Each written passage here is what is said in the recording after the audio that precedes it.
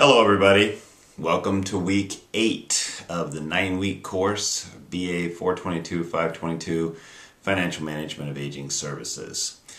Last week we took a look at using the numbers for decision making, and we learned about internal rate of return, net present value, return on investment, and all of those different terms that are used for analyzing an investment and seeing if it makes sense or not.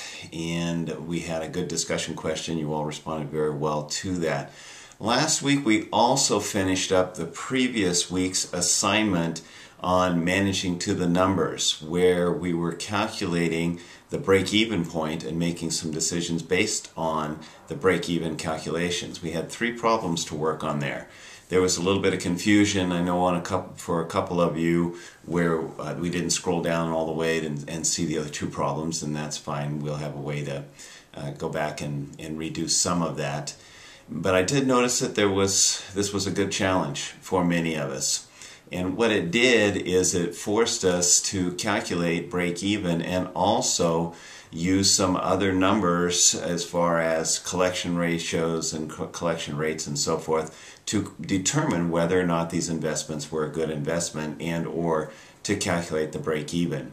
So when I saw that there was a little bit of challenge with that, I posted the answers on Blackboard, as many of you have now noticed, and I want to give you an opportunity to review the correct answers for these questions and have the learning experience. That's really what's most important here, is that we learn how to do this correctly, and then you can resubmit your previous work with the correct answers and an explanation of what you understand now versus what you understood before and where the growth has taken place. And I will take a look at those written responses and give you some additional points on that exercise. So take another look at that and have the learning experience.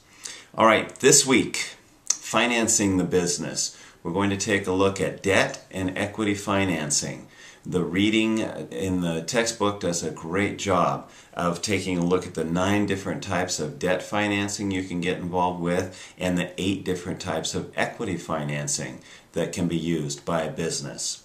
So the reading does a really good job of laying this out and identifying it, so I encourage you to do that. The discussion question will force you to think a little bit and to dig a little bit deeper. I want to know that you understand how some of these factors work with each other when you're answering the discussion question and responding to the other people's responses as well. So there's some good information in this week's chapter. It is the last new information we're going to be looking at. Next week we're going to be moving into a little bit different area where we're going to be looking at protecting the seniors as far as financial investments and so forth, and finishing it up next week. There's also a quiz, of course, this week, so have fun with that, and I look forward to having a great week with all of you.